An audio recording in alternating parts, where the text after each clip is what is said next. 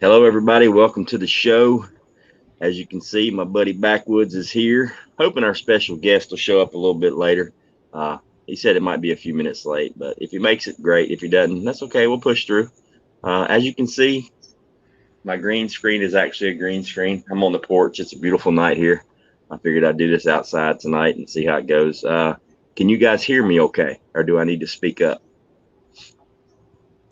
Give me a 1 if you can hear me.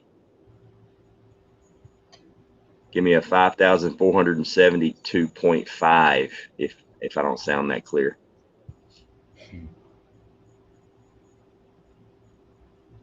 I got nothing. Can anybody hear me? There we go. There we got a 1. Okay. Thank you, Virginia.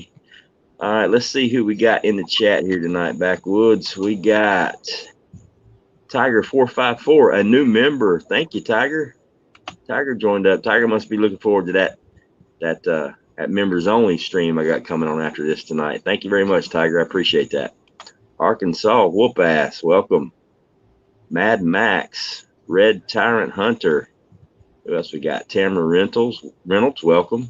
Yapet Methuselah, always good to see you.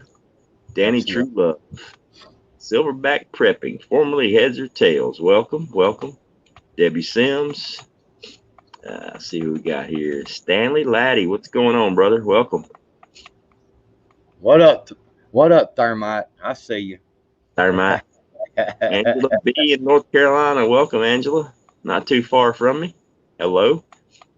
Let's see who we got here. Milkmaid, as always. Milkmaid is here. Got 2 of my canimals in the house so far. Let's see who else. Anthony, welcome. Indiana is here. I'm assuming that's Indiana, IN. Yeah, I think so. Klingon Princess, the moderator from another planet, the super mod. Virginia Roots, what's going on? Spotted Fawn, welcome.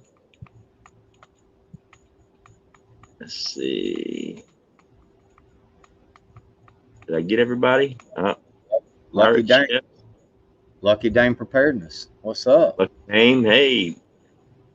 Bella, Sherry Leach, welcome. Thermite, there he is. Karel Barasa. I hope I said that right. Barasa? Karel Barasa. Welcome. Goodbye Blue Sky. Welcome. Professor Falcon, how you doing? I believe I got everybody. And the Pirate Death Prepper. Yeah, Mad Max. Yeah, I believe we got everybody. Well, welcome to the show. Lucky Dame. Welcome to the show. Sorry I had to duck out on you a little bit earlier, Lucky Dame. I'm not going to lie. I fell asleep. I've been up since about 4 this morning, and your voice just put me down. I hung in there for a little while, but I woke up at the computer leaning over like this in my chair. I was like, oh, man. So I got me a little nap. Patricia Scubish, Stephanie Joe Roundtree, welcome. Brenda, Lady Hammer. Virginia. Mama, welcome to the channel. Virginia Roots. Got a few, got 38 in here. We can just chat for a few minutes. We'll see if our special guest shows up before we start the deal. But so what did you get done this week, Backwoods? Man, just got all my properties done, got them done a day early this time around. I'm figuring the route out. So that's always a good thing, man. That's more money in the pocket, less money on the gas and so forth. I went and got me so I went to the military surplus. They had an Alice pack. Nice. Well, I put it side by side with the new style Molly. Identical, except for the Molly has the Molly rings. And I got to, I was giving them the once over, you know what I'm saying? I mean, really going through them, and I was like, man, they're the same.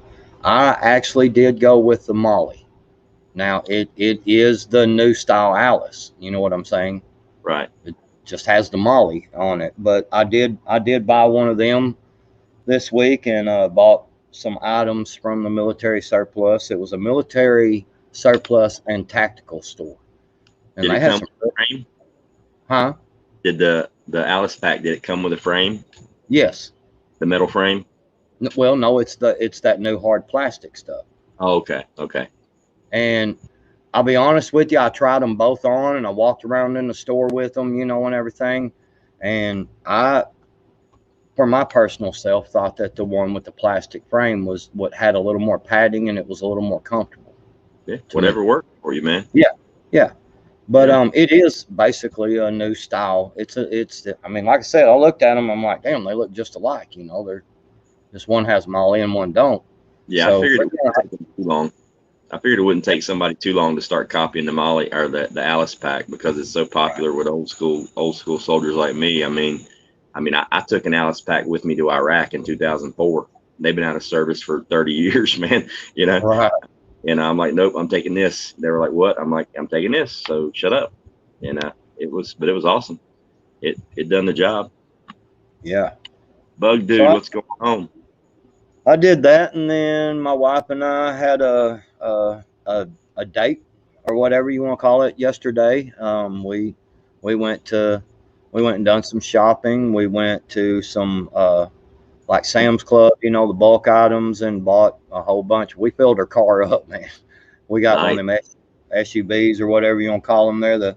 And we filled that joker up with you know, bulk item prepper stuff type things, you know, and you know, stuff like that. And so, you know, we went out and ate. We had a good time yesterday, and yeah, so that's kind of got some good stuff accomplished. Got to finish my work.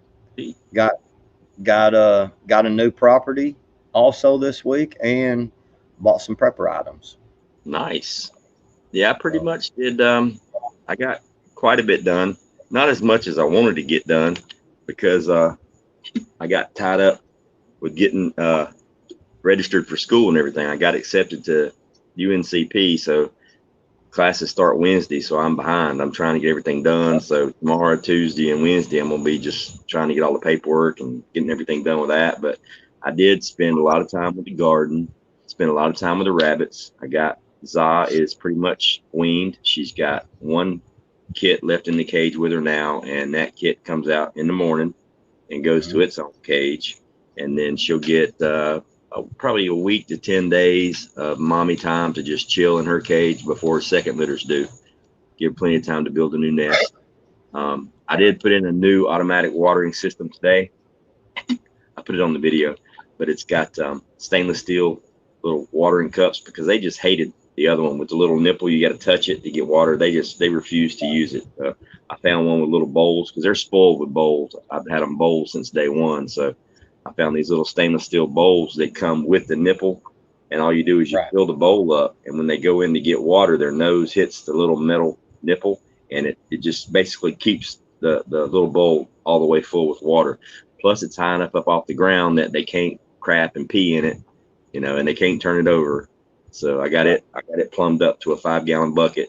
So it'll water them for, you know, a good week with what I got now. I'm going to do it with a 55-gallon bucket. And once I get the pole barn built, I'm going to do a rainwater catchment system for them and have it just drain straight into the bucket. So I won't have to worry about watering at all anymore. So absolutely. Milkmaid, I found those bowls, believe it or not, on Amazon. I Googled rabbit watering bottles. I was just looking for the nipples to screw on the water bottles, but they're expensive, and those things popped up. What I'll do, Milkmaid, if I can remember, I'll post a link in the community tab of what they were. But it's just little rabbit watering stainless steel watering bowls. I mean, they were actually cheaper than the system that I had before that the rabbits couldn't stand. It kind of shocked me. I think I got 10 of them for like $18. And I think it was 10 for $18. And just to get one watering bottle from the pet store that you turn upside down with the little metal thing and a little ball in it, that's $18. That's anywhere from $11 to $15 just for one, maybe two of those. So I got a system for 10 cages for less than $20. So you can't beat that. So I got lucky. I think $20. It may have been $30. Either way, it was a great deal. Yeah, them things are kind of expensive, them little bottles, because we got a chinchilla, and lasts we long. had that. Yeah. I mean, that you fill it up with water and they can go through it pretty quick. This way, I ain't got to fill it. I just fill the bucket and it just siphons down to all the bowls. I got it all plumbed in. And then Native Voice and Devout Line stopped by today, hung out with me for about an hour. They brought me over a piece of tin roofing, probably about 20 foot long, to cover one of the rabbit cages with, to put a roof on it. And that was just awesome. So they come by and hung out for quite a while today. It was pretty good. It's good stuff. And let's see what else is going on. I think that's about it. Oh no, I got to do a video for Hutch. He wants me to do a little 1 or 2 minute channel commercial to do for his movie. So I got to do a little video for him. And I think that's about it. That's about all I got done this week. It wasn't a whole lot, but it was a little bit of something. But it is what it is. Yep. So, what do you think? You about ready to dive into this? Sure, man. Phil, Brad, what's going on? Angie W, welcome. Anybody, if I missed you, I do apologize. Welcome. I get tunnel vision and I kind of zone in on who I'm talking to, and I kind of lose sight of the chat over there. But if you got something crazy, and just throw it in all capitals, and I'll just be patient with me. I'll get to it. I don't mean to miss any questions or pass anybody up. If I do, I feel horrible. So just you're not being a pest and you're not bothering me if you post a question over and over and over again. It will not get on my nerves at all whatsoever. I'm usually pretty good about kicking my eyes over and seeing stuff too. So we'll get your questions if you out there in the chat. If y'all have a few tonight, because I'm here to tell you people. Ghost, did your beard get so awesome? How did my beard get so awesome? I have no idea. I don't brush it. I don't comb it. There ain't no beard products in it. I wash it with the same soap I wash my booty with. There's nothing special. I've never trimmed the thing, nothing. Whoa, hold on a minute. I want to know something. Do you wash your booty first and then your beard, or do you wash your beard first and then your booty? Honestly, it just depends on what kind of mood I'm in. I got you. Okay. But Constitutional Carpenter, that's a good name. I like that. All right, guys and gals in the chat. I worked for about 3 days on this scenario, and I don't know, probably about a couple hours, probably about 3 or 4 hours at least in putting it together. So it's very, very detailed. It's completely out of left field, but it's not. It's something that could very well happen. It has actually happened to a certain extent here recently with the pandemic. It happened to several, tens of thousands of people. So I just kind of wanted to incorporate that into this scenario a little bit and come out of left field and just blow Backwoods' mind. So it is a little bit long, not super long, but what I'll do is I will read it, and we will go from there. So if you guys are ready, I will get started. TV, welcome to the room. Saz20, hello. Okay, here we go. This is day 3 of a 3-week cruise that you and your spouse took for your honeymoon. The ship has just made port in Cancun, Mexico, and before the passengers are allowed to disembark, the captain makes a ship-wide announcement that an unknown incident has occurred, and it has sparked a possible global military response. He tells everyone they must remain on the ship and wait for further information. Over the next 24 hours, you network with one of the servers in the ship's restaurant and other members of the staff and gather information, not intel, information. All cell service has been cut, but there are random news feeds from local Spanish-speaking news channels that confirm what you have heard from the ship's staff.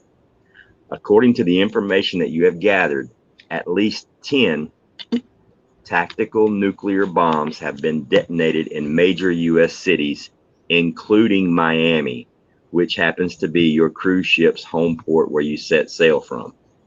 The weapons used have a yield of approximately 500 kilotons each.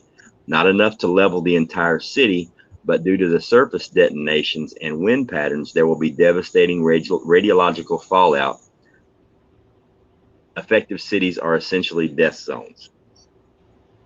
After another 24 hours, more information has come in and a partial list of destroyed cities has been made available. Miami, New York, Washington, D.C., Los Angeles, Boston, Portland, Atlanta, Charlotte, Dallas, and Denver have been confirmed as destroyed, along with several military installations, including Fort Bragg, Fort Hood, Fort Benning, MacDill Air Force Base, Joint Base Lewis McChord, Camp Pendleton, Camp Lejeune, and the Pentagon. There has been no word confirming the continuity of the U.S. government, and there is limited to no infrastructure functioning in the country. You and your spouse have used the last 48 hours wisely and have withdrawn as much cash as you can from the ship's ATM machines, and you have hoarded away as much non-perishable food as possible, along with a couple of days of water and a couple of decent knives that one of the waiters got for you from the ship's contraband storage locker. All of the ship's crew and most of the passengers are American and are wanting to return home. The captain has made an announcement that the ship will be headed back to the States within the next 24 hours to hopefully find a safe harbor, possibly at the port of Tampa or Jacksonville. The cruise was scheduled for 3 weeks and you are only 6 days in. So with rationing, the crew and passengers have approximately 30 days of food and water on hand to survive at sea. You and your spouse have a decision to make. Do you stay on board the ship and hope for the best while returning to a possible radiation wasteland, or do you disembark the ship with the supplies and money, about $10,000, that you have, and make your own way home? You have no children, and you and your spouse's immediate family live or lived in Atlanta since it was hit by one of the bombs. With the cash you have, you could potentially acquire weapons and supplies and begin a trek overland through Mexico to enter the United States on foot through known drug and human trafficking territory. This route will take months, and there is no hope of getting to any remaining family you have anytime soon. If you stay on the ship, you will survive for as long as the supplies last and as long as the crew can maintain control of the ship, but you have no say in the destination or time at sea. Most importantly, you have no idea what you're returning to in the U.S. The ship could be fired upon, it could be quarantined, it could be not allowed to make port, it could be preyed on by pirates, or pressed into service as a hospital or refugee ship, in which case everyone on board could be conscripted into service or held in a relocation camp. Essentially, you have no weapons, no control, or input in your destination or future. The country could have been completely collapsed and could be in a state of war by an invading force. What do you do and why? And before we get into your actual answers, I'll let you ponder that for a second. I've got a little visual. Let me see if I can do this right. I've got a little visual. Can you guys see my screen? What do you guys see? No, because you're on your phone. Oh, crap. All right, hang on. Let me transfer over to my laptop real quick. Yep. I want you to see this this visual here. It's actually pretty good. Hey, Moonlight Gypsy. Hey, Native. What's up? Native, what's going on, brother? Okay, let me transfer over to the phone real quick. Add to the stream. Hopefully there's no echo. There is. So let's do this. I don't hear any echo.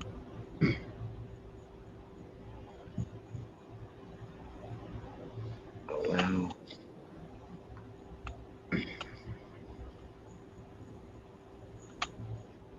Okay. Okay, can you guys see my screen now? No. All right, which one of these is me?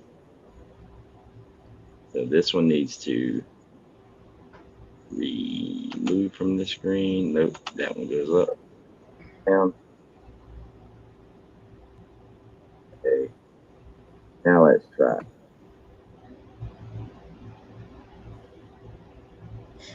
My screen now. There you go. Okay, that is a map of Miami. And I have a simulation running here on a 500 kiloton nuclear weapon dead center of Miami. And before I set the explosion off, I'll show you guys what kind of destruction just one U.S. city. The reason I chose 500 kiloton, that is about the medium size nuclear weapon in the U.S. arsenal. It's a bunch of the missiles. And it's called a MERV. It's a multi-reentry vehicle. It holds, I think, 5 warheads. One of the warheads is smaller than a man. It is portable, and it is easily hidden. What I want you to notice here on this map, you have 1, 2, 3 hospitals, basically all the city's major hospitals. And right here is Miami. Here's where all the cruise ships dock. I know this for a fact because I've been there. So here goes the detonation of a 500 kiloton nuclear weapon in the heart of Miami. This radioactive fallout. This is a certain burst. It means there'll be a lot of radioactive fallout. With the airburst, the area of devastation would be larger. There would not be as much fallout. We go 3, 2, 1, detonation. That is what you're looking at. Estimated fatality, 137,000. Estimated injuries, 160. So over 250,000 people taken out of the game. That's before any sickness. That's just devastation of the bomb. And if you notice, out all 3 hospitals and the port of Miami. So this place is a complete and utter place. And that shows a map of nuclear fallout. Now imagine that happening in 10 of major cities. That would be a really bad day at the office, I do believe.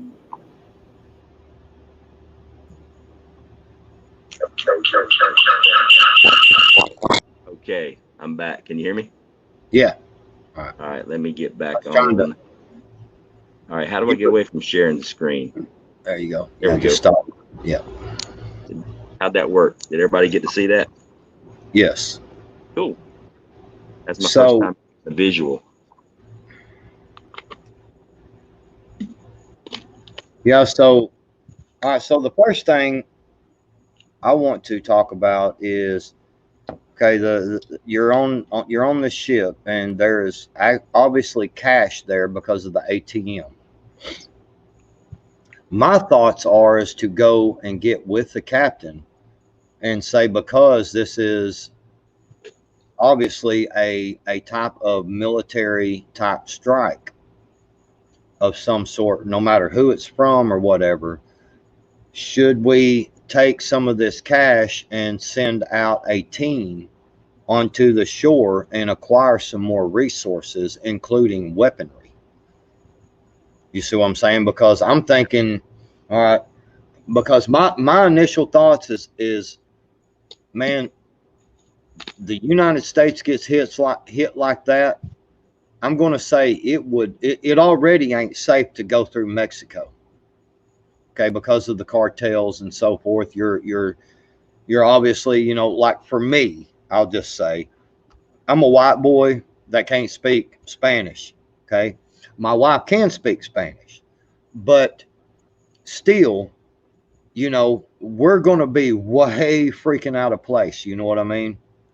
Way out of place. Hang on one second. Hold that thought. Okay. Somebody just brought it up in the chat that they could see the picture, but y'all couldn't hear me for the nuclear detonation. I can hear you a little bit. I'll just run back real quick. What I was showing was there was 3 major hospitals and the port of Tampa where the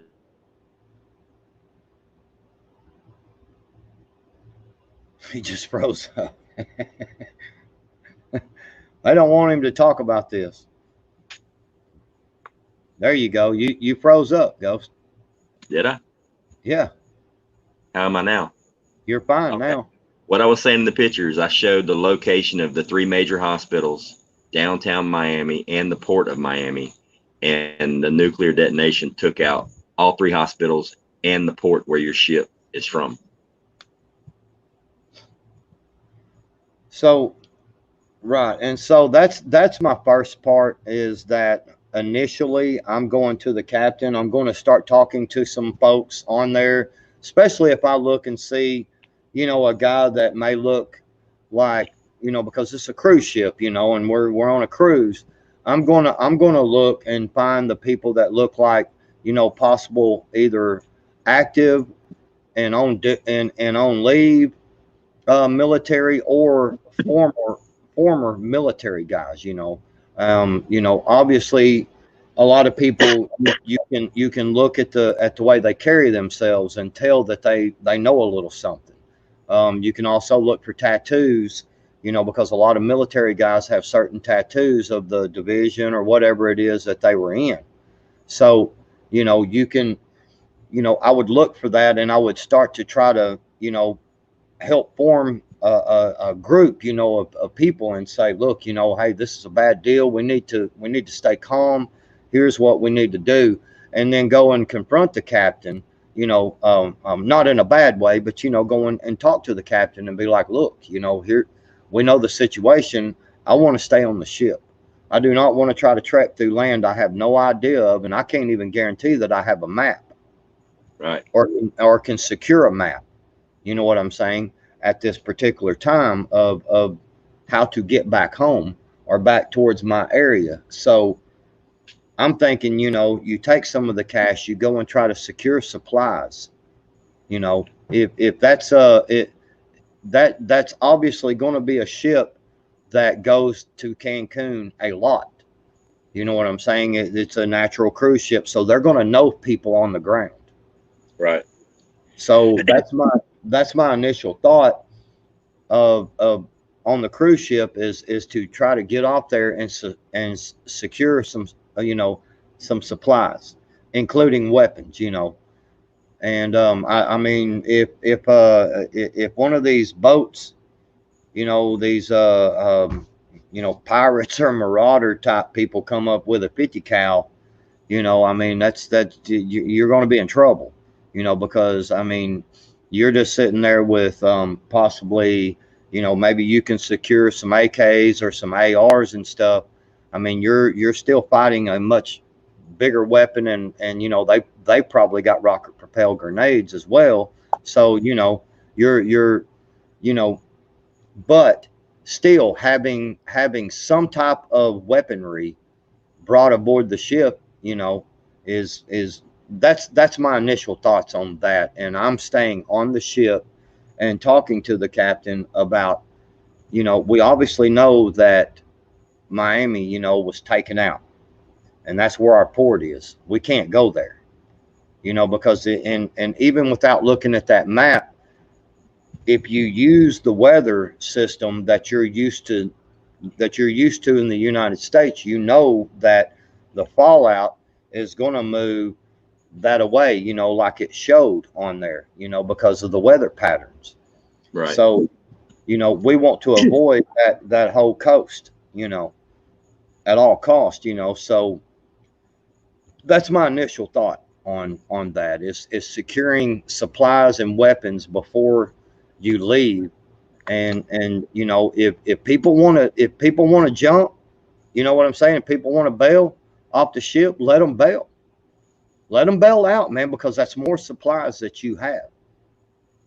Right. Because I don't know, I'm just thinking that going off into a strange territory, trying to go through that type of territory, we're not talking about the United States here.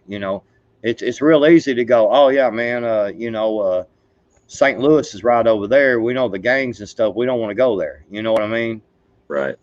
When you're going through Mexico and stuff, when you're going up through them areas, there's a lot of cartel, and they will just drive up and just shoot you on the spot. Right. So that's my thought process. Yeah. This is a very bad situation, Yes, Ghost. it is. I mean, you're in a bad situation, period. Yeah. Yeah, that's the whole reason why I wanted to do something that was just, I mean, and it kind of mirrors what tens of thousands of people went through that were stuck on those cruise ships, a year and a half ago when the pandemic hit. This just kind of Right. kicks it up a notch. I'm gonna play devil's advocate. I had plans to go both ways with this, and the more I looked at it, the more I just decided a different route. My plan is to obviously gather as much supplies and information as I possibly can while we're stuck in port. Number two is I am walking the halls of that cruise ship, and I am putting me together a fire team, a serious fire team of like-minded individuals that do not. And I am not staying on that boat come hell or high water. It has no weapons. It has no means of refueling itself. It has no means of resupplying itself. Now, granted, it could maybe dock off, go to Cuba or Puerto Rico, Jamaica, some of the islands. But here's my thing. The country is basically, for all intents and purposes, absolutely pretty much devastated. I mean, the government's down, infrastructure's down. Multiple EMPs. I mean, the infrastructure is gone. All the family I have is on the boat with me. My immediate family were in Atlanta, so there's a better than average chance that they are no longer alive. Getting back to the United States is not even on my list of priorities. I have no reason to go back. The only thing I got in the world is on the boat with me, my fiance. So what I'm going to do is try to find some like-minded individuals that have no desire to head back to a nuclear wasteland, and I'll put together a really good fire team. We're going to get as much money out of the ATMs as we possibly can. We're going to jump ship because 10 grand in the backwoods of Mexico, not in Cancun, getting off the peninsula as fast as possible. Okay. Right. 10 grand in the backwoods of Mexico goes a long, that's a couple $100,000 here in the States. 10 grand goes a long way. Even if you're just, buying a hiding spot from somebody or, blending in, the reason I chose this route is, there, even though it's Mexico, it's not quite jungles down there, but it is jungles. It's not a tropical rainforest. It's pretty much jungle area. I have experience in jungles in Panama. I probably wouldn't choose this route, except that I have experience and it sucks. It really does. But you can absolutely disappear in the jungle. Now, granted, there's a high risk of the drug trafficking and the cartels. But here's the thing: the market for the drugs and the market for the trafficking just disappeared with those nuclear bombs. So I'm looking at that. They just lost. I mean, their market just went to shit right then and there. And you're looking at, instead of the flow of traffic going south to north across the border, you're looking at the flow of traffic going north to south across the border into Mexico, because people are going to be fleeing. I mean, it's going to be a wasteland, especially if there's like now an invading force on the ground and nobody knows what's going on. So the main reason I'm not going to stay on the ship is because once you stay on the ship, you don't have any options anymore other than to commit mutiny and take over the boat. And then you still have nowhere to go. You've got to find a port. And if they took out Miami, chances are when they took out MacDill Air Force Base, that is Tampa, Florida. So Tampa's gone. Jacksonville's got a huge military presence. There's a good chance they took out Jacksonville. Now you're left with an eastern seaboard city, which they're all been taken out, or you're left with the Gulf of Mexico, which leaves you with pretty much Texas. And I can guarantee you they probably hit Texas hard. We know they hit the military bases, but they probably hit Galveston and they probably hit some of the big ports too. So you might not be able to find a safe harbor before you run out of fuel. You may end up jumping off into lifeboats. You know what I mean? But if there are any functioning warships, they're going to be in the area. And obviously they're going to be functioning warships. They're going to be in the area. So thinking that you're going to have free reign on the ship to go where you want to go is a fantasy. They're going to blockade the entire coastline and lock it down. That ship's going to be put to quarantine. It'll probably be put to refugee and hospital status is what I would think immediately. So which means the passengers would be offloaded somewhere like off the top of my head, Guantanamo Bay, because it's right there. So you are basically going to be offloaded onto a existing detention facility unless you're going to volunteer your services on the ship, unless you have a skill that they need. Right. by going on foot on land, at least you have options as far as you can make choices on how things go. It could get bad, yeah, but at least you get a chance to fight. You know what I mean? Weapons in Mexico are very easy to come by, very cheap. You know, they're never they're the number one country on the planet where they cost more than anywhere else is the United States of America, because we put such a premium on them. I mean, you can get an AK-47 in Mexico for probably $20. So yeah, I would try my best to put together a fire team, at least a group of like-minded individuals. And you're talking a cruise ship of a couple thousand people. You're probably going to get 40 or 50 people that want to go. The problem is now you got to pick and choose which people can physically do it, which ones can handle the trip, and pick and choose who you're going to take. And honestly, I'm not hoofing it through Mexico to get to the States is like number 17 on my priority list. Number one priority is finding shelter and planning on being there for a while, because why would I want to go back to a country that just got bombed back into the Stone Age? The United States of America just became a fourth world country. Where you're at in Mexico is probably a first world country now. So as far as creature comforts and stability, I'm staying right where I'm at. I'm just going to make a home and gather more intel and see what happens. Okay, so someone in the chat said and brought up a good point, was that if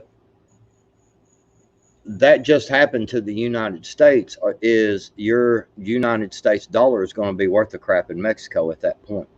It will be initially for quite a while, and I thought of that too. But I went through it in Iraq, and in Iraq we devalued their currency like immediately. But you know, in 2004, 2005, 2 years after the government fell, their money was still in circulation. U.S. soldiers were buying their money, right, on the belief that we would reinstate their government, and all of a sudden that money would have value again. And I know many soldiers in my unit that bought thousands and thousands of dollars worth of basically toilet paper. So it's going to retain its value. It's not going to retain 100% of its value. It may drop 50%, but that's still, it's 50% of something's better than 100% of nothing. You know what I mean? Well, if you noticed in my first initial answer, you know, right at first, I said the first thing I'm going to do is I'm going to start searching out and find the military guys on the ship, because I know there's going to be some on there. Yeah. You know, and that's, you know, I said that for a reason, because I know that the military guys have got lots of training. And, you know, I said my initial thought was to stay on the boat. But now that if I search out these military guys and they're like, look, we're not staying on this damn boat, and here's the reason why.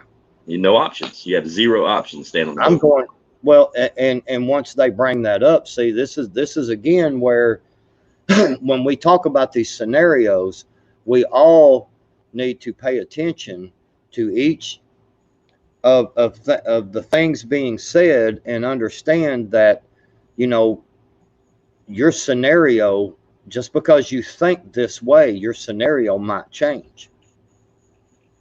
You know what I'm saying? You may have to change your thought process immediately. And that's why, you know, my initial thing is I'm going to find the Babs Country thought we were serious. She's like, what's happening in Florida? Oh, no. This is George Orwell, 1984, all over again. This is a broadcast. Yeah, we're running through a scenario. It's not legit. Yeah.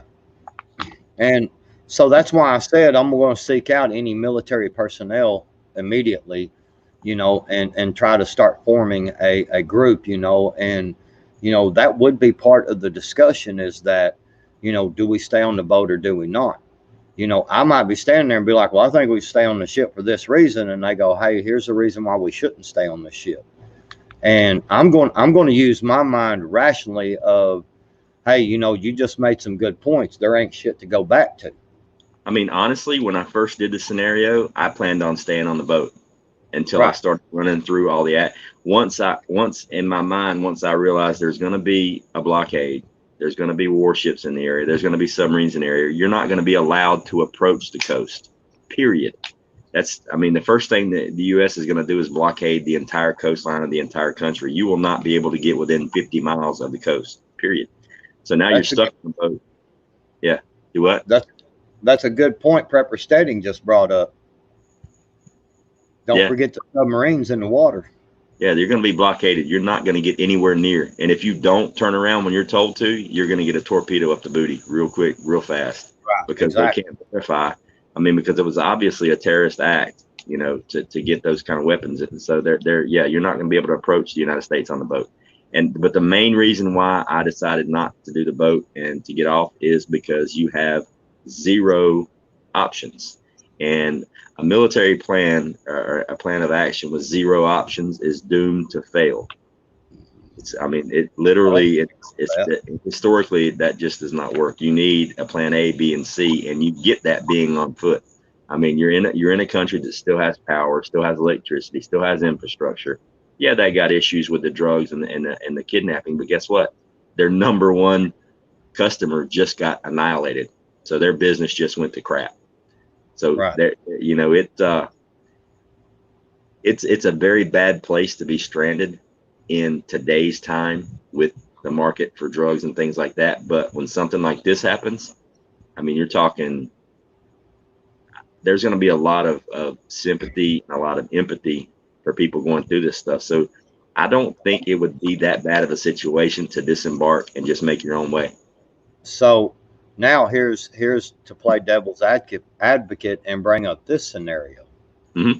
Okay, I don't disagree one bit about, you know, since some things has been brought to my attention, you know, I am one that will, you know, that will look at this and say, shit, okay, yeah, this we can't do this here, you know, these are good reasons why. But now here's the other part of it.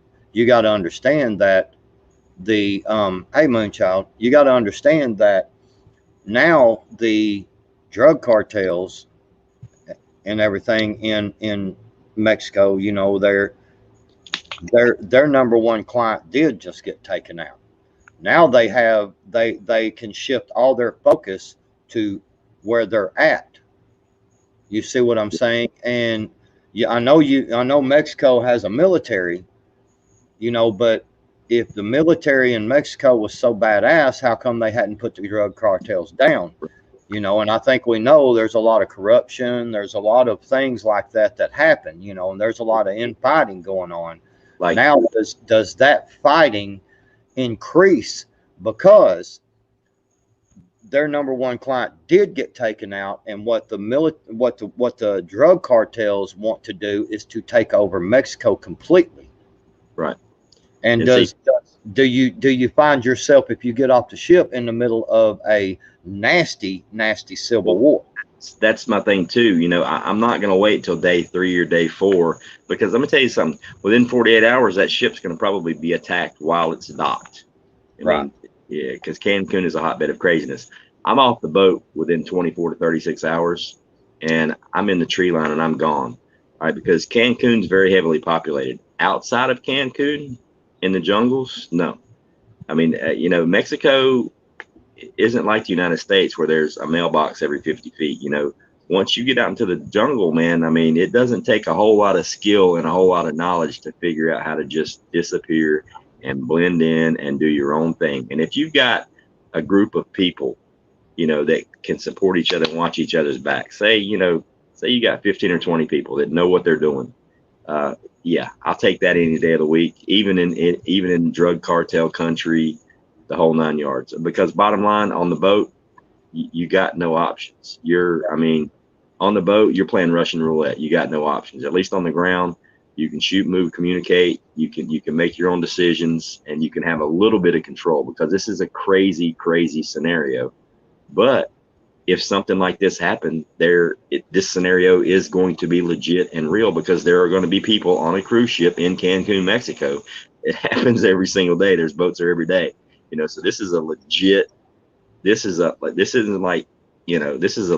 thing that could and would happen. I mean, you know, when this thing happened with the pandemic, there were cruise ships docked in Cancun and in several different places around the country. And I guarantee there were people on the boat that this stuff was running through their mind, because nobody knew what was going on. You know, but I'm not staying on the boat, man. I'm just not doing it. It's just, there's too many, because I mean, you're kicking it up to level 50. Well, I have to say that this particular scenario is not going to happen to me in the way of me being on a cruise ship, because I've turned down cruise ship things in the past, because I ain't getting on no damn boat, because I've thought about them things, man. What about them jokers that run up on these boats, man, and go to killing folks and, capturing the ship and shit. I know sooner or later the Coast Guard's going to show up, but I mean, it may be too late, and But no, the thing is now, if I had family, if I had kids back in the States, or family that probably survived that weren't in an area that was affected by one of the blasts, yeah, my priority would be getting back to the States. It still wouldn't be on the boat. It may be, I get, 8 or 10 guys that believe the same thing I do. And once we get underway, we acquire one of the lifeboats and make our own port somewhere. But to get back to the States fast, I may make that risk. I may do the boat for a little while. And once we're in the Gulf, borrow one of the lifeboats and, go ashore myself, or just hoof it on foot up through Mexico. If I had a reason to get back to the States, but my reason, my family is right there beside me on the ship. So that's the priority. And the priority is going to be going the route that's going to be the safest, that's going to have the best chance of long-term survival. And that's going to be getting my feet on the dirt and, finding a safe spot somewhere. And there are people that are going to offer shelter.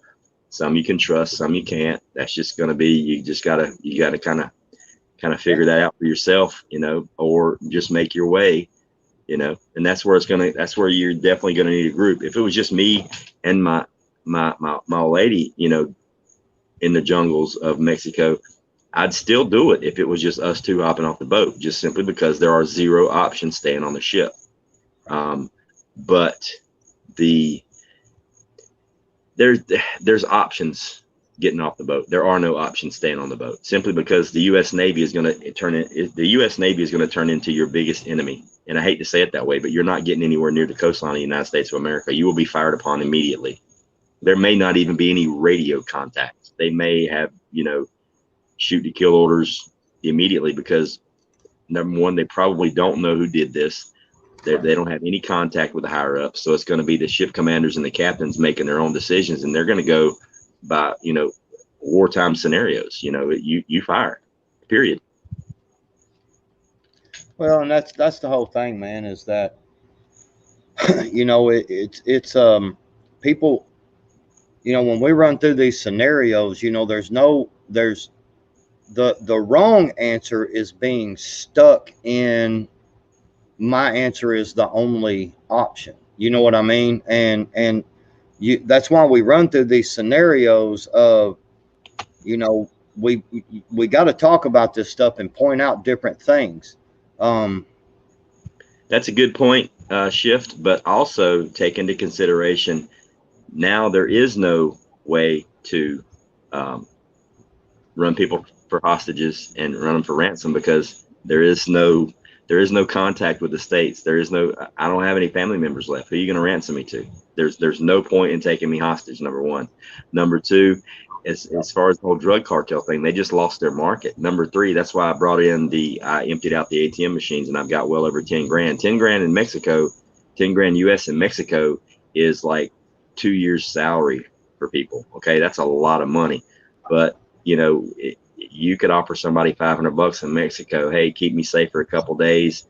I got plenty more once I get back to the States. I'll take care of you, kind of thing. So you can do the bribing right along with the cartel, so to speak. But you're not going to look for a mom and pop that are going to rent you out their spare room for 6 months or a year.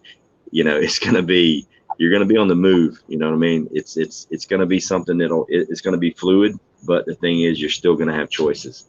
Even if you're in the middle of cartel territory and you're in a firefight every 6 hours, you still got options. On the boat, you got none. Like, you literally have none. You've got 30 days to live if people ration the food correctly, and if they don't absolutely lose control of the boat. Because you got to remember, the passengers outnumber the crew like, what, 500 to 1 or 50 to 1. I mean, so if they decide, one clear voice, nope, we ain't doing that, guess what? It's going to get ugly on that boat real fast. Right.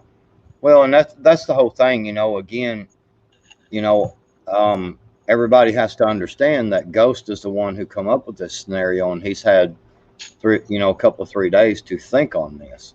He popped this scenario to me out of the blue. I had no clue what the scenario was until he read it to y'all. So I heard it at the same time. So again, the one thing that I want to point out is that,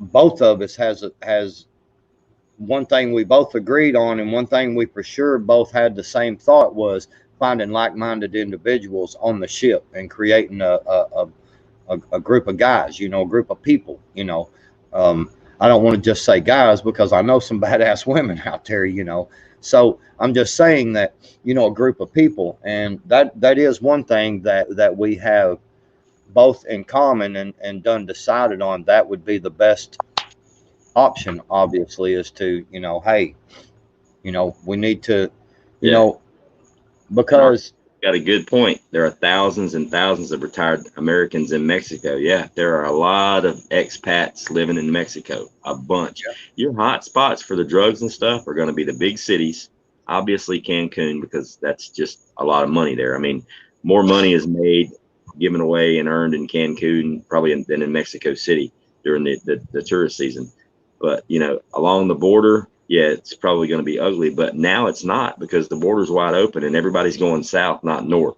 So to approach this scenario correctly, you can't go America screwed up, Mexico's exactly the same, and look at it that way, because it's going to change the entire north-south, south-north relationship, and it's going to change the drug market. It's going to change the cartel's way of doing business. It's going to change the slavery market. Everything's going to change. Like, literally, the cartels and the smugglers are literally going to go out of business overnight, and what are they going to do? They're probably going to shift their attention south.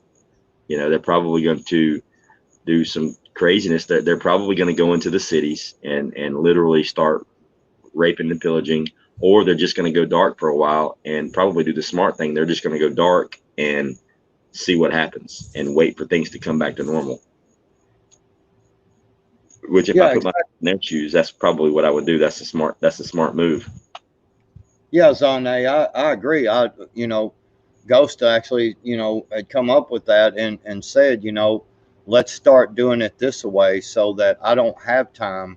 When it's my turn to do a scenario, I don't tell Ghost, I just throw it on him, and it is exactly to make you think on your feet, to make you think, and that's why we're doing this, because, like when we come on tonight, I'm hearing the scenario just when y'all are in the chat, so, and so forth. So, and Lucky Dame asked again about the money, Yeah, covered that. Well, number one, as of today, the U.S. dollar is still the world reserve currency. So it's going to hold value, period, until the government completely collapses, and then something else will step up to be the world reserve currency. But my experiences in Iraq, 2 to 3 years after the government fell, the Iraqi money still held value. It didn't hold 100% of the value. It literally probably held 15% of the value, if that.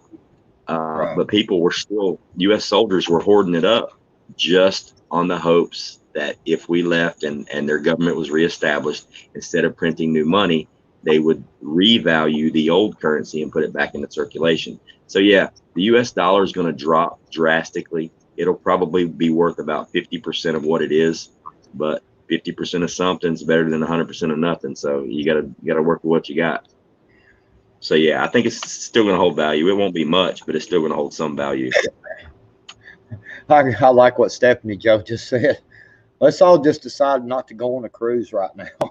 I agree. Right on. Right on. Yeah, the currency thing,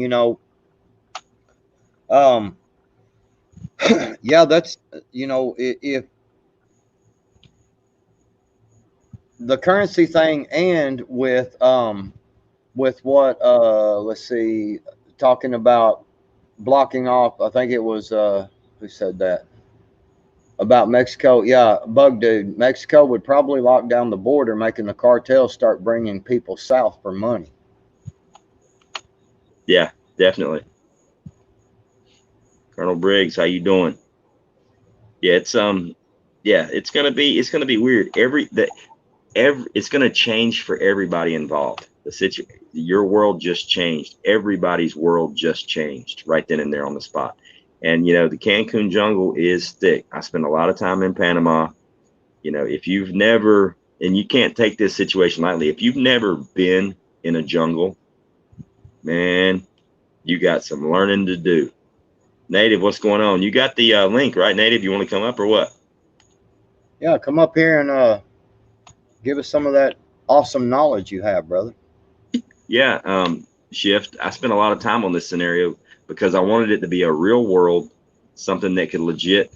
The only thing in here that's it's contingent on is the attack. Everything else is legit. It's going on every single day. All it takes is a spark, and there are going to be 100,000 people stuck on a cruise ship in port somewhere that are going to have to deal with this. It won't be me. I don't do boats. Right. That's what I was kind of. That's why I kind of said that a while ago. Like I don't do cruises, man. Rips back on that. Yeah, the jungle in Cancun ain't no joke. I mean, you can take 15 steps and disappear. But yeah, that was the main thing, and initially I was like, yeah, I'm staying on the ship. We got supplies for a month. We'll just ration. Then I'm going, wait a minute, there's going to be some idiots on the boat that ain't going to want to do that. I'm going to find me some like-minded individuals. I'm going to put me a squared away fire team together on the ship, and then we are departing. We're going to start a village. It's going to be the free state of Ghosts right in the middle of Mexico. We're going to rock and roll. We're going to do good. Well, and that's, again, that's why I said, I've always been against the lone wolf thing. I've never thought it was a good idea, just for a lot of different reasonings, and especially going into a strange land. I just think that, having some good like-minded individuals, especially like I said, finding them military guys who's had that extra training that, and following suit, and letting them, talking to these guys and, hey, Northern girls, and, saying, to them, hey, I think we should stay on the ship. And they're like, hey, no, hell no, we're not staying on the ship. Here's the reason why, dude. They're going to lock down this. They're not going to allow us to do this. We have got to get on the ground. Oh, okay. No options. Hey, what's going on, guys? What's up, Backwoods? how are you, brother? Doing good, man. Doing good. How about you too? Hanging in there, brother. Hanging in there. We're trying our best to survive a nuclear apocalypse. I heard, man. I was listening in on the show, man. Did you hear the beginning? I read the whole thing. Yeah, I heard sat there for the whole thing. I was like, it just kept going, man. I put the chat. My mind was blown 5 minutes ago. I spent some time on that one. I told you today when you were here. I said I spent some time. I bet everybody in the chat was like, dang. I know he was giving so much stuff and going. I shut my eyes so I wouldn't be caught up looking at the chat and seeing what the chat is saying. I closed my eyes and I'm trying to listen and concentrate on what he's saying. Well, right. I figured if I put crazy details in there, it stops a whole lot of the itty bitty questions that we end up asking each other back and forth when we first do this. It was like, you're right, man. It was very thorough. Yeah, you're right. It did do that. It's a very specific scenario, the way you presented it. So it's like, the messed up part is, like, if I really was a really good writer, I got the makings of a really good screenplay, man. This could make a good movie or a book. Yeah, it could. Definitely. Yeah. Like in the Tom Clancy vein. Mm-hmm. Yeah. Yeah. I mean, it was, and the more, and here's the great part. Like when I first started it, I was all about staying on the boat and making that work, because I loved that TV show, The Last Ship. That was awesome. And then the more I got, man, I love that show. I love it. But the more I got into the scenario, the military, I mean, that's stupid as shit to stay on that boat. You got no options. You got zero options. And the United States Navy is going to sink you quick, fast, and in a hurry. Or they're just going to commandeer the ship and they're going to put you to work, because there's nobody to tell them not to. There's no infrastructure. There's no nothing. So, yeah. I see that. I listened to both of y'all's responses. And I was trying to look at it from both y'all's point of view, but I couldn't help but remember one thing about myself that would make the decision for me. I get terrible, terrible seasickness. So I'm getting the heck off that boat as soon as I can. I'm not kidding. I'm not going to stay on there incapacitated while the world is going, I'm getting off that boat. I'm going to land. I don't care who comes with me or how it happens, but it's going to happen. You and I both know the jungles. You and I both know the military. You got no options on the boat. I can't shoot. I can't move. Right. I can't communicate. There's no weapons. You have no means to defend yourself. You have absolute no cards in your deck. Staying on the boat is suicide. But here's the messed up part. When I first dropped the scenario, Backwoods was throwing out the same answers that I was throwing out when I first started writing the scenario.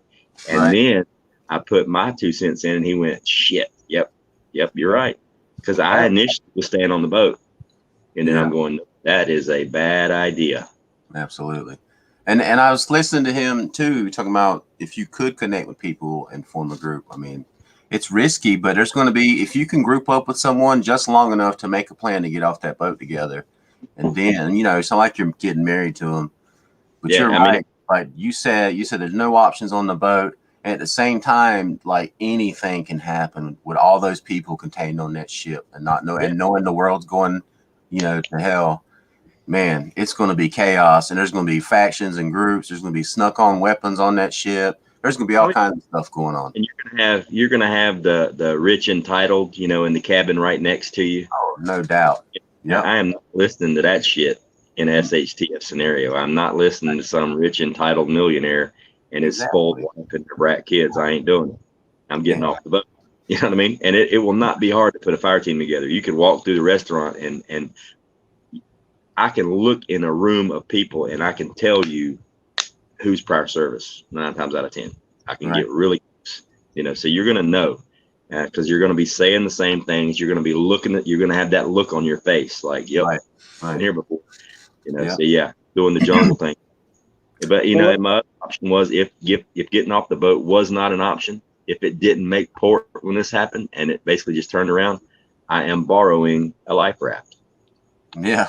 Well, let me ask a question, guys, because like I said, I have never been on a cruise, and if anyone out in the chat or anyone that might have a little further connections other than just going on a cruise. Do them type of ships carry any type of secured that nobody knows about weaponry should there be some type of a hostile takeover?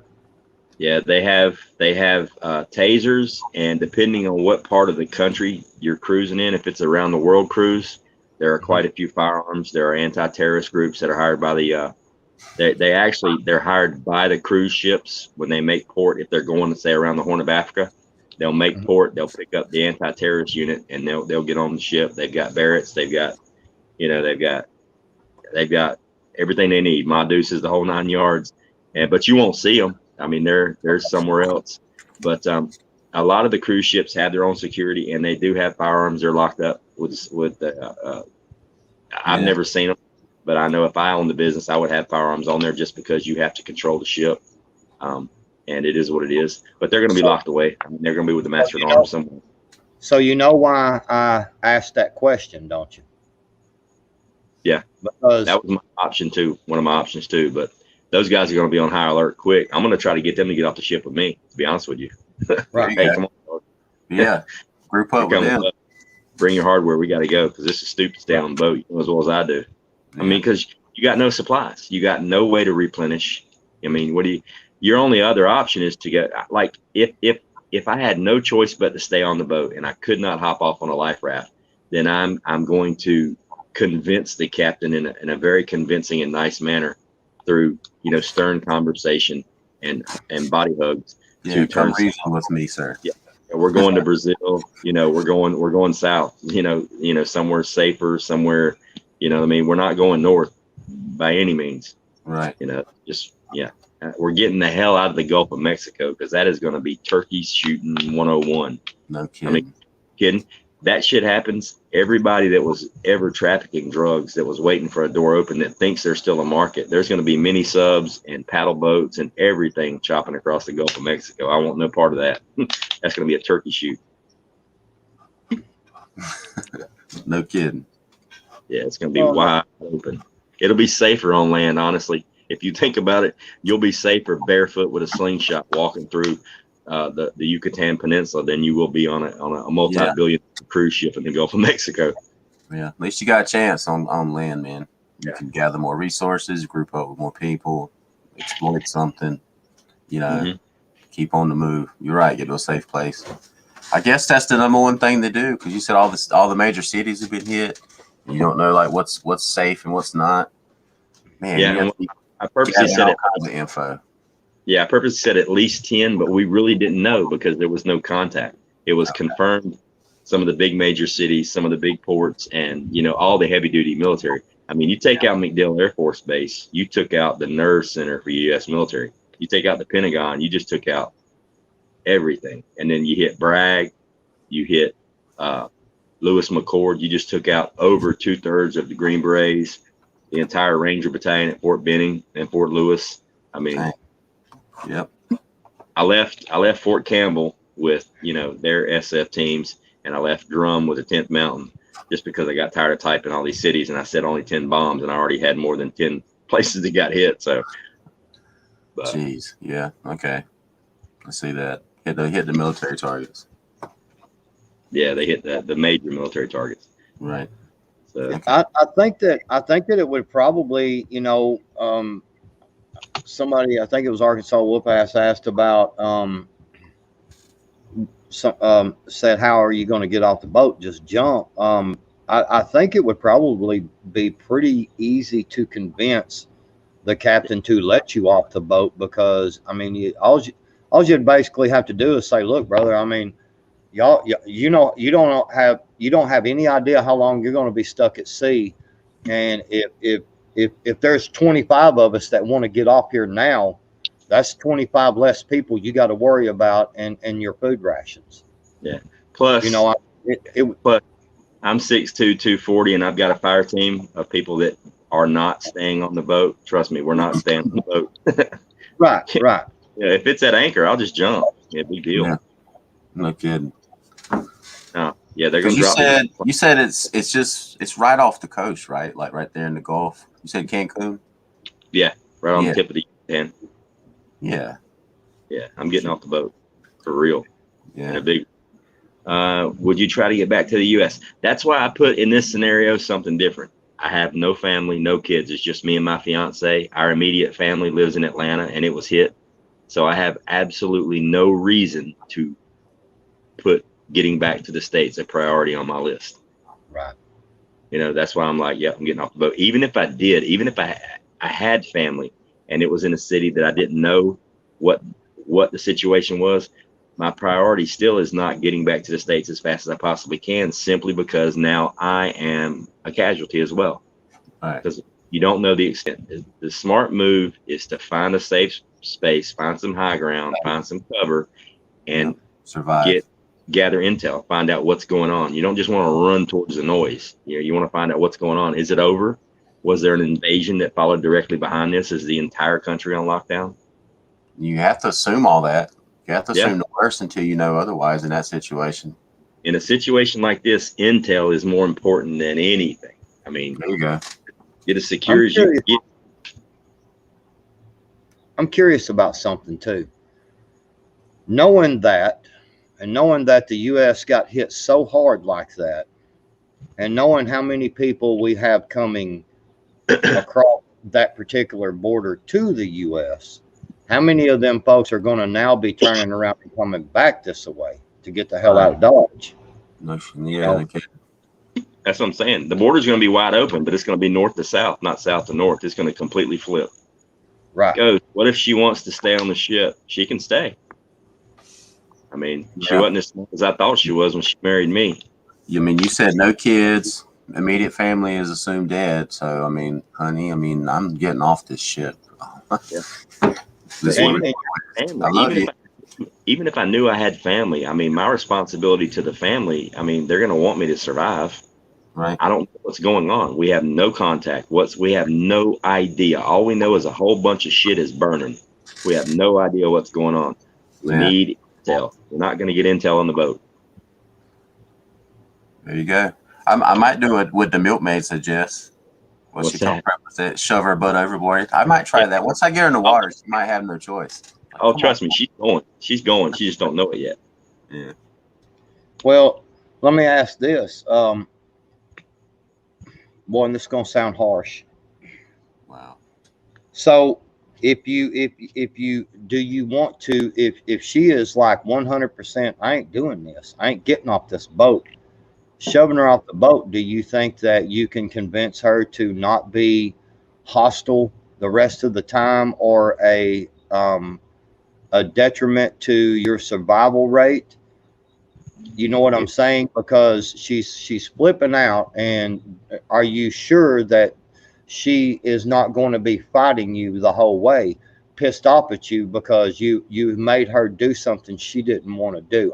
That's a question. I'm asking. That's possible, but I mean, I would have hoped that we'd been on more than 2 or 3 dates, and the bitch would have shown itself way before then. You know what I mean? Yeah, that's the word right there, guys. That's the one that Backwoods was dancing around. Yeah. I mean, her true colors. I mean, and then if I married her anyway, then I deserve the turmoil that's going to happen. You know, as a result of that. Right. That's a good point, though. You're right. I mean, if you're married to me, I mean, I think we know each other well enough that Right. I Hope could so. make that decision whether to push you in and push you and make you come with me and you'll be okay, or leave you there because you'll kill us both. If you legit say you're not leaving, and I am leaving, then there's where we part ways. That was the shortest wedding in the history of weddings. You know, done. See you. I'm out. I ain't taking a bullet for you. If you're too stupid to listen to the logic that's coming out of my mouth, and I'm showing you that, hey, staying on the boat is a bad idea. You know, we need to make sure we're safe, and you still want to stay on the boat, stay on the boat. It's not going to hurt my feelings a bit. I will wave and walk. Would you hang in Mexico knowing there would be an influx of people incoming, or would you head farther south to South America? Number one, Mexico is probably going to do their best to secure the border as fast as humanly possible, which is a complete flip of what it is now. They're probably going to do their best just simply to stop the influx. Number two, if there is an invasion type thing going on, the border is going to be closed anyway. But I would not head any further south. I don't believe. I mean, the Yucatan Peninsula, that area of Mexico is very fertile. I mean, it's very survivable. It's a very, you know, as hospitable of an area as can be down there. And there's plenty of places to disappear and hide and stay gone forever.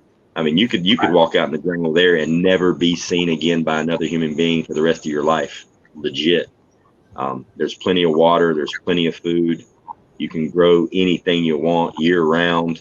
I wouldn't be scared of an influx of people, just simply because a lot of people are just scared of the thought of going to Mexico.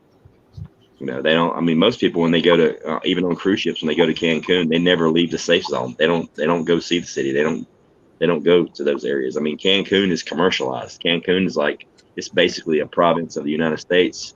There's a time that the ship's in port. Yeah. But yeah, no, I wouldn't go any further south. I would be.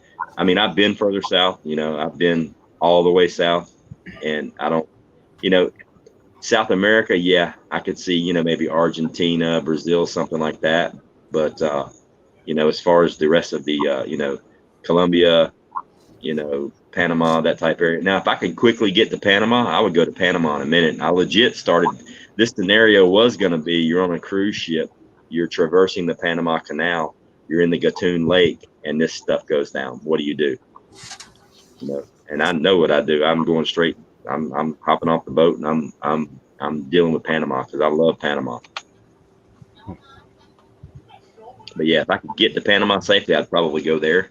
But you know, I'm just gonna, you know, I'm gonna find a safe spot. I don't care where it's at, a cave somewhere, something, and just ride this thing out and gather intel and find out what's going on.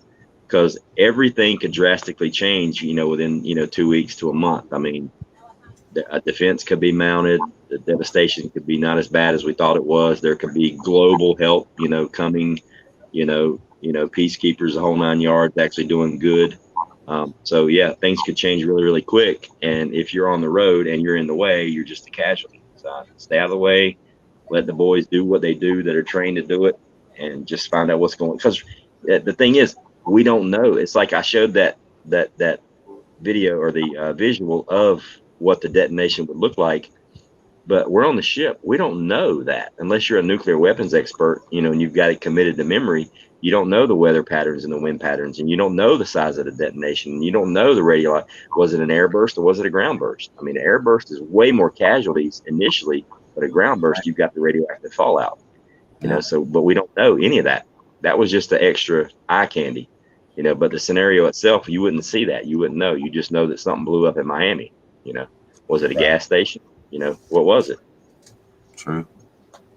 Yeah, I would try to go north, not just just to get the U.S., but I would have to know, that's all I know. Like that's how I know how to survive.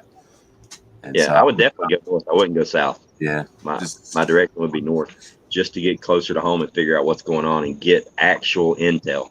Right. Because you're going to be passing people coming south, so you're going to get some firsthand info. Definitely. But then you can find out what cities were affected, where the safe zones are, where the fallout areas are. And, most of the fallout, not all the fallout, but the heavy fallout is going to be cleared within 2 weeks. It's going to be on the ground. It's already rained, so it's already cleaned the clouds. Then you've just got, agriculture decimation, but you're going to have corridors and you're going to have hallways to follow and you're going to have areas that are safe to transit. But, that's going to take a while to set up. Yeah, that's like I said, getting that group together at the first, that was my initial thought right at the first, and right. Because two heads are better than one type thing, and especially like I said, obviously try to find the military personnel because they probably have a whole lot more experience in this kind of thing than you do, and listen. And be willing to change your mind. Don't get stuck on one certain thing and be like, this is only I'm staying on the ship or I'm doing this. There may be guys that have the experience standing there telling you this is why we don't do this. You're in Cancun and this happens. Let me tell you something. If you're not off that ship within 36 hours, you're already a target. They're coming for the ship. No doubt. Because they know there's money on the ship. They know there's rich people on the ship. If you're not off the ship within 24 to 36 hours, you're already a target. And, a ship in port, Pearl Harbor, guys, you got no maneuverability. You're a stationary target. You're huge, and it's a cruise ship. So you're probably painted white, and you glow in the dark. I'm not staying on that damn boat for nobody. Period. I'm off the boat. Even if it's close to shore, I'm swimming. I'm off the boat. That's just a death sentence. Not gonna do it. Not gonna do it. Damn, Native, after you guys left today, Buddy kept running out onto the porch, looking out the screen door, going to the front door, looking out the door. I don't know what in the hell he was smelling on your pants leg. I don't know if you got a good looking female dog at the house or something, but he was just upset y'all left. A stinky little bulldog, male. Yeah, he kept running back and forth, looking all through the house, trying to find you. Yeah, he's a cool dog. Well, I think that's one of the things is get, and we've talked about this before. And one of the, in different scenarios, one of the things that we bring up every single time is gathering intel, not just BS info that some jackleg over there was like, oh, I think that this is happening. No. Gathering actual real intel and heading north, like y'all are saying, actually, I'm sitting here listening to y'all and thinking about that. And I'm like, that's actually probably a better idea, because the people, there may be people trying to leave there and coming south, and you may run into them and they go, hey, I wouldn't go no further that way. This is what's going on. We barely made it through, Yeah.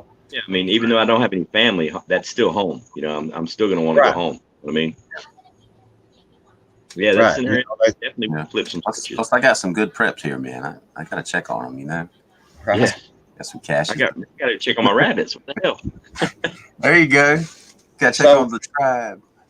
Do you think that if they were to target some big major U.S. cities, do you think that the also target would necessarily not be major U.S. cities, but some of these nuclear power plants we have.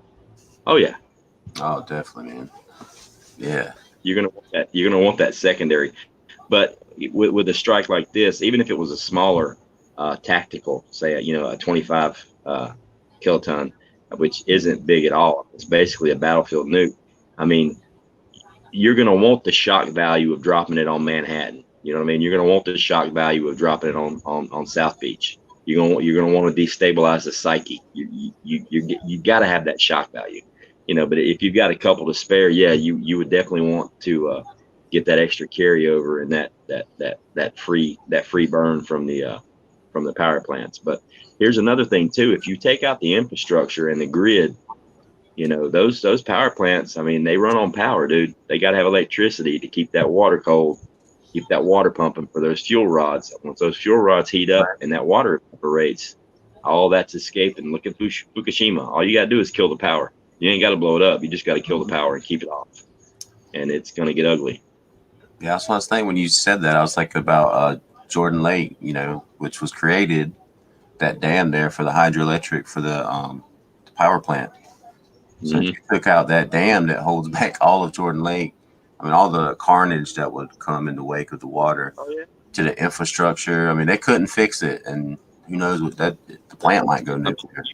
You could divert the river, and have it, running fresh water nonstop. I mean, to me, all nuclear power plants should have been built on a free-flowing, year-long, river, and the river water runs on gravity. No electricity required, to keep the fuel rods cool. That's why they should. Dude, they built a nuclear power plant in the desert in Arizona. I mean, what kind of dumb shit is that? Is the stupidest move I've ever heard of. That's our government. You literally have to truck in the water. That's crazy.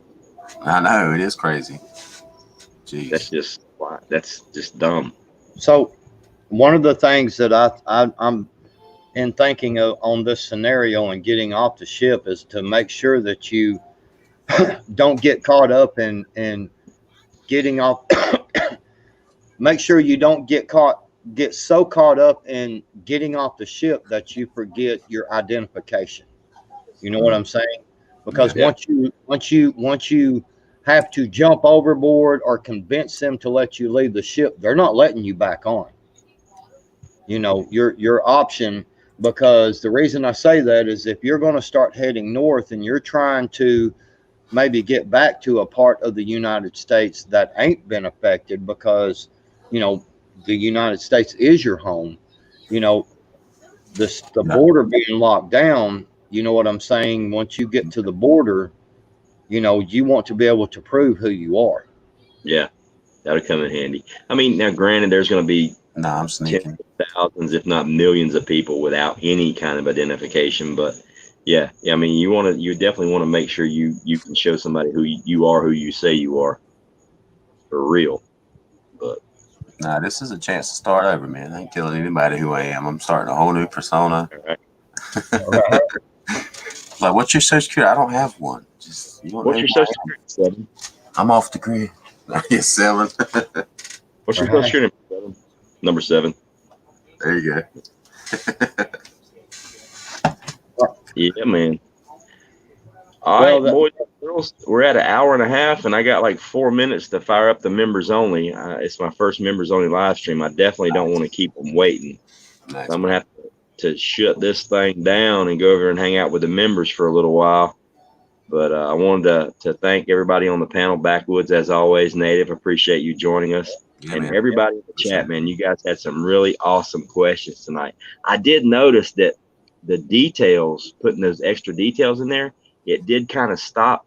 Like we basically answered a whole lot of the questions, to begin with, which was kind of cool. So like probably 95% of the questions that were popped up in the chat tonight were like legit, on point, definite detailed questions, which was really, really cool. So I thought that was pretty neat. So yeah, I've got a few members. Hopefully a few of them will show up. We'll see. It may only be 2 or 3 of us, but I mean, hey, I started the memberships and I said we were going to do live. So I don't care if it's just me by myself talking to the screen. That's what I'm going to do. For a while at least, and then get up early in the morning and get busy doing what I got to do. But thanks everybody for coming. Thank you to the mods. Klingon, as always, rocking and rolling in the chat. Applause. And if any of my members are still here, Klingon, I see you. I'm going to double check this members only live stream, and I will get it going here in the next 3 or 4 minutes, and we will chat over there about whatever y'all want to chat about. Backwoods, Native, if you guys ain't tired and y'all want to go live and do an after action on this scenario, more than welcome to it, brothers. It's your content just as much as mine. And if you're still up when this members only live stream goes down, or if nobody shows up, I'll come over and hang out with you for a while. Awesome. Backwoods, that's on you, man. I don't know, man. I'm just hanging out. I hear you, brother. I'll probably find you somewhere. I'm gonna go hang out with the members for a little while, and I'll track you guys down later. All right, Pete. Man. Thanks Appreciate it, brother. Appreciate it. Peace. Thank you, everybody in the chat. Thank you, Native. Good night, chat. Night, everybody.